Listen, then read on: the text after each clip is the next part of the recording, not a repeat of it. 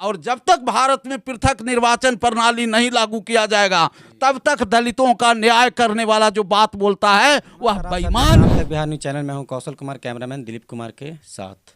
और अभी मैं पहुंच चुका हूं सिरघाटी और यहां पर हमारे सामने एक सर हैं जिनको इस क्षेत्र में काफ़ी अनुभव रहा है, राजनीति के क्षेत्र में।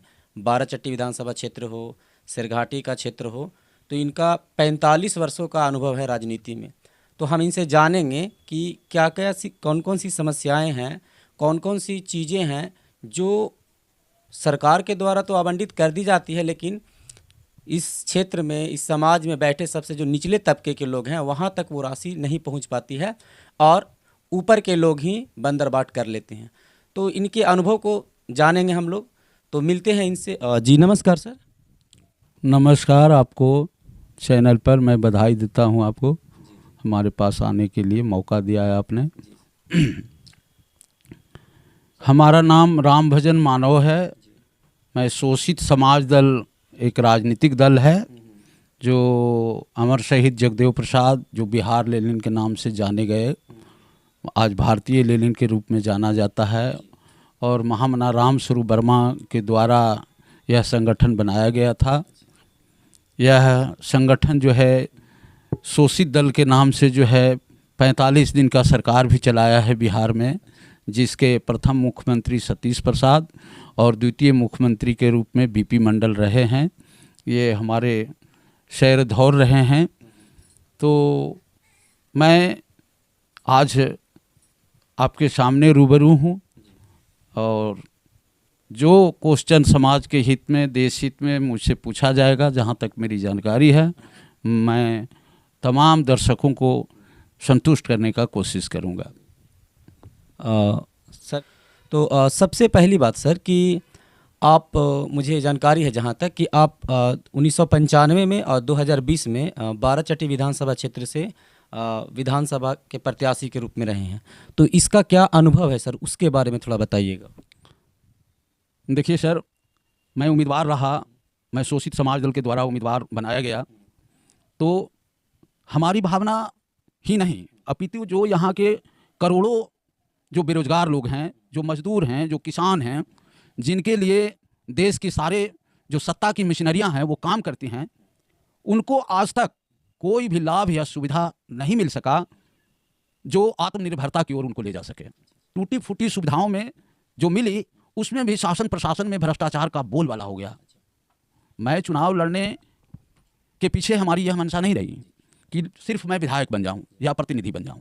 हमारी मंशा है कि देश में जो हमारी औकात है देश की, जैसे हम पूरी दुनिया में खनिज संपदा में और अन्य संसाधनों में अव्वल माने जाते हैं, अव्वल मान जाते हैं, लेकिन आज तक खनिज संपदा और जो देश की औकात है उसके आधार पर शासन नहीं किया गया, बल्कि उसको दिखा करके और हमारे प्रतिनिधि लोग सत्ता में जो बैठे रहे, नौकरशाह जो जनता के बनाए गए, जो भारत के कानून में जनता के नौकरशाह बनाए गए, वो अपनों के राजा की तरह जो है यहाँ काम करते रहे। नतीजा हुआ कि यहाँ जो है से प्रतिनिधि सब खुशहाल हो गए और जनता जो है से दिन प्रतिदिन गिरती चली जा रही है। तो हमारा ये मैंने मानना नहीं, बल्कि जो शोषित समाज दल की नीतियाँ हैं वो इस पर काम करता है कि यहाँ जनतंत्र जो है पुख्ता से सख्ती के साथ लागू हो और हर प्रतिनिधि जो है वह एक ईमानदार हो और जो है कर्तव्यनिष्ठ हो और उसके हृदय में देश को समृद्धि बनाने की, जनता की समस्याओं को समाधान करने की प्रबल जो है इच्छा प्रवाहित होते रहे। लेकिन आज तक जब से भारत आज़ादी का नाम लिया तब से ऐसे प्रतिनिधियों का बहुत कम रूप में देखा गया।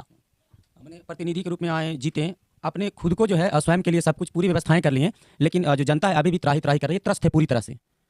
तो सर बात यहाँ पर आती है सर कि थोड़ा सा कि सर अभी जो है आरक्षण के मामले में सर क्या कहना चाहिएगा सर? देखिए, आप आरक्षण की बात अगर कहेंगे तो जो भारत में दलितों को आरक्षण दिया गया है, SC ST, जिस पर आपको आए दिन कभी न कभी छेड़छाड़ और अन्य चीज़ों के नाम पर, इंक्रोचमेंट के नाम पर, अतिक्रमण के आधार पर जो है से बोलबाला और आंदोलन भी आपको देखने को मिलता है। लेकिन इसके जड़ में कोई नहीं जाना चाहता है। जो हमारे नज़र में इसका जड़ है वह जड़ है भारत में बाबा साहेब डॉक्टर अम्बेडकर साहब के ज़माने में गांधी जी में और बाबा साहेब डॉक्टर अम्बेडकर में समझौता हुआ था। उस समझौता का नाम है पूना पैक्ट। और पूना पैक्ट में जो बातें आई थी खुल करके, भारत के दलित नेता क्यों नहीं बोलना चाहते हैं मैं आज भी इस पर हतप्रभ और आश्चर्य हूँ, क्योंकि उसमें आई थी कि बाबा साहेब ने जो भी समस्याएं रखी थी उस समस्याएं का समाधान गांधी जी ने कहा था कि आपका होगा। लेकिन यह नेता लोग भूल जाते हैं कि गांधी जी की मनसा काम करेगी, ना कि बाबा साहेब डॉक्टर अम्बेडकर की मनसा काम करेगी। ये सही बात है, क्योंकि कहीं ना कहीं ये बात सत्य पूरी तरह से कि गांधी जी हो गए और फिर हमारे बाबा साहब अम्बेडकर जी हो गए, दोनों में बहुत बड़ा वैचारिक अंतर था, बहुत बड़ा वैचारिक अंतर था। और यही कहीं ना कहीं मनसा वाली जो बात आ जाती है कि मनसा फिर गांधी जी के हिसाब से काम करती है। जी सर बोलिए। तो उसमें यही हुआ कि गांधी जी की मनसा काम करेगी। गांधी जी जब चाहेंगे तो दलितों को रसगुल्ला मिलेगी, गांधी जी नहीं चाहेंगे तो दलितों को रसगुल्ला नहीं मिलेगी। और इस बात को बाबा साहेब के सामने क्या लाचारी हुआ, मैं इस बात को नहीं कह सकता, लेकिन आज जो लाचारी झलकती है वो साफ साफ है कि हम जो है से संयुक्त चुनाव में फंसा दिए गए। और संयुक्त चुनाव में फंसा देने का मतलब सीधा सीधा निकलता है कि मैं आज भी उनके मानसिक गुलाम हूं। वो जब चाहेंगे मेरी बहाली होगी, वो जब चाहेंगे मेरी बहाली नहीं होगी। इसीलिए कौशल जी, मैं आपको बताऊं, जितना भी रिजर्व कंस्टिट्यूंसी के नाम पर जो क्षेत्र बनाए गए हैं, आप खुद बता सकते हैं कि रिजर्व कंस्टिट्यूंसी का विधायक जीतने के पास बाद या जीतने के पहले उनका डेरा कहां लगता है, उन्हीं से पूछ लिया जाए। उन्हीं के पास लगता है जो सजग मतदाता हैं और शक्तिशाली मतदाता हैं, जो हमको चुनाव जिता सकते हैं। ये सही बात है, क्योंकि कहीं ना कहीं एक तरीके से ऐसी बात होती है कि वोट बैंक की जो राजनीति है वो फिर काम करने लग जाती है इसमें। नतीजतन जिसके लिए रिजर्वेशन मिला वह बेचारा ही बन के रह जाता है, न उसको प्रतिनिधि से भेंट होता है, न उसको कोई सुविधा से भेंट होती है। और आप इस तरह जान सकते हैं कि सारे रिजर्व कंस्टिट्यूंसी का प्रतिनिधि का फंड रिजर्व लोगों को नहीं लिखा करके दूसरे लोगों को लिखाता है। तो एक तरह से रिजर्व कंस्टिट्यूंसी भी जो हमको मिला वह दूसरे के लिए रिजर्वेशन हो गया, मेरे लिए कहाँ हुआ, और हम रोते रह गए। यानी रिजर्व कंस्टिट्यूंसी के मतदाता जिस उम्मीदवार को नहीं पसंद करता है वही उम्मीदवार जीत के जाता है। तो इससे क्षेत्र की जो जनता है उसकी स्थिति बद से बदतर होती चली जा रही है। क्योंकि अब बाराचट्टी विधानसभा क्षेत्र की बात कर लें, उधर तो स्थिति इतनी बदतर है, ना सड़क है ना पुल है, आए दिन जो है घटनाएं घटती रहती है। तो इसी का कहीं ना कहीं उदाहरण झलक देखने को मिलती है कि स्थिति और बद से बदतर होती जा रही है। हमारा जो सुप्रीम कोर्ट है उनके जो CJI हैं, chief justice of India Chandrachud ji, और उनकी जो टीम है वो जो है SC/ST में और भी कैटेगरी लागू कर दिया गया है। तो इसके बारे में क्या कुछ बातें हैं सर, आप अपने विचार से सर? देखिए, सत्ता चलाने के क्रम में ये वर्चस्व वाली बात आई है। वर्चस्व वाली बात है जो मैं आपको आपके चैनल से मैं अपने दर्शकों को ये बताना चाहता हूँ कि एक तरफ जनता द्वारा चुनी गई सरकार होती है और उसके में दूसरी तरफ जो होती है न्यायपालिका को इसलिए बनाया गया कि कहीं पर कोई कानून टूट नहीं रहा हो, आप इसकी सुरक्षा करें। लेकिन आज आप उसका विभत्स रूप देख रहे हैं कि आज जुडिशियली भी समझती है कि हम एक सरकार हैं और हम जो कहेंगे वो करना पड़ेगा। ये मैं वर्चस्व की बात इसीलिए मैंने प्रयोग किया ये शब्द का। और यहाँ की जनता क्या कर रही है कि इनका कोई अता पता नहीं है, इस पर कुछ नहीं बोलना चाहते हैं। सरकार और जुडिशियली और तमाम जो प्रेस के चीज़ हैं, प्रेस भी एक सत्ता का रूप ले लिया है। वह भी चाहता है कि मेरे हिसाब से सत्ता चले। और जो भारत के पूंजीपति हैं वो चाहते हैं, मेरे ख्याल से तो भारत में कितनी सत्ता हो गई, 4 सत्ता हो गई, और चारों अपने अपने ढंग से वर्चस्व लागू करने के लिए ये बात करते रहते हैं, इस तरह की बात करते रहते हैं।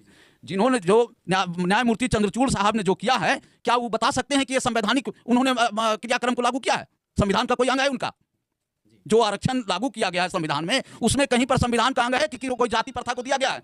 लेकिन वो जानबूझ करके जो है से अनुसूचित जाति अनुसूचित जनजाति को तोड़ने का काम कर रहे हैं, पूरी तरह से तोड़ने का काम कर रहे हैं, ताकि आगे जाकर के यह अनुसूचित जाति जनजाति कहीं पुराने मांग पर हमला न करने लगे।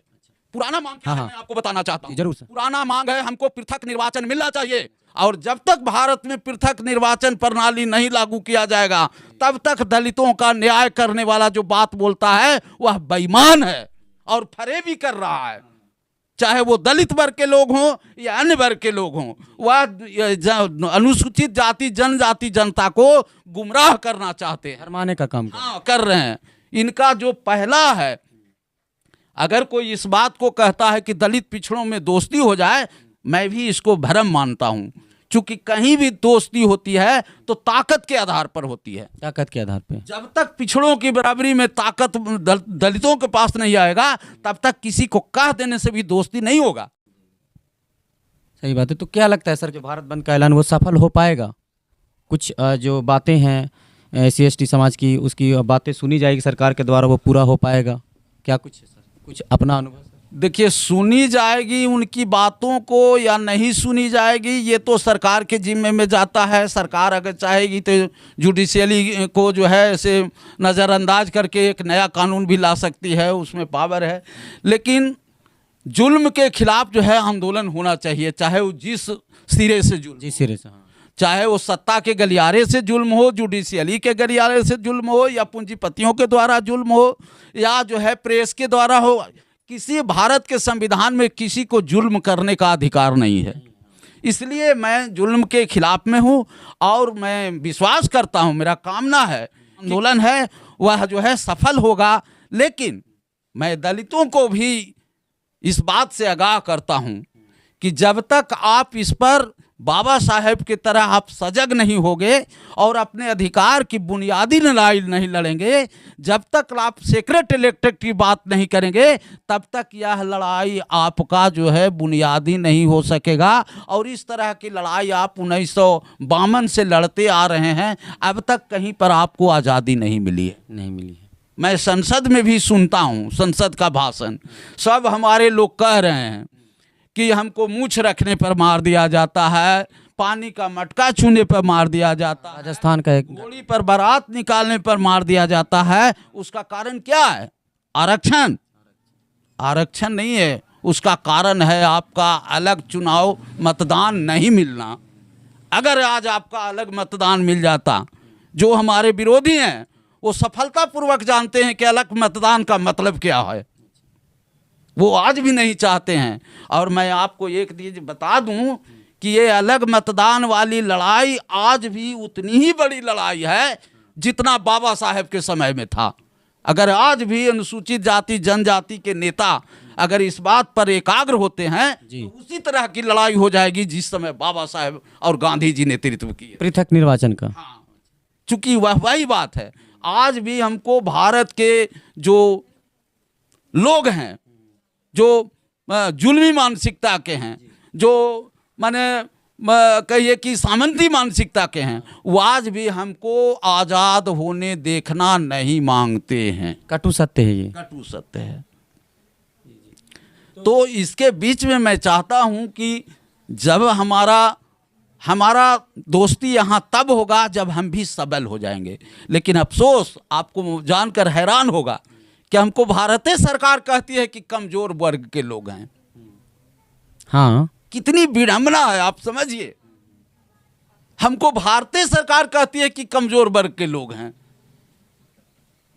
क्या हमको मजबूत बनाने के लिए कहते हैं कि हमको चिढ़ाने के लिए कहते हैं? आखिर उनका मानसिकता क्या है? हाँ, कुछ तो मन में मानसिकता होगी, मनसा होगी, तभी तो ऐसा कुछ बात करते हैं वे। आखिर वो ये क्यों नहीं कहते हैं कि इनको जो है से मदद की ज़रूरत है, अवसर की ज़रूरत है, हम अवसर प्रदान करके हम इनको जो है बराबरी के अथी में लाएंगे, उसके लिए इनको चाहे जो करना पड़े। लेकिन अगर ऐसी घोषणा भी की जाती है तो वह महज एक खाना पूर्ति हो। आगे की ओर चलते हैं और कुछ और विचार जानते हैं। सर, गोल्डन दास जी के बारे में आपका क्या विचार है? सर देखिए, गोल्डन दास जी का नाम आया है, वो जुल्म के खिलाफ लड़ना चाहते हैं, नौजुवक हैं, जवान हैं, अभी ऊर्जा काफ़ी है। हाँ, और वो जुल्म के खिलाफ लड़ना चाहते हैं। उनको मैं धन्यवाद देता हूँ, वो लड़ें। लेकिन अभी तक ये देखा गया है कि इस लड़ाई में उनको प्रशासन के लोग उन पर गलत धारा लगा करके और उनको जेल में डालने का काम कर रहे हैं। मैं इसका घोर विरोध करता हूँ। इसका जितना भी विरोध किया जाए वह कम है।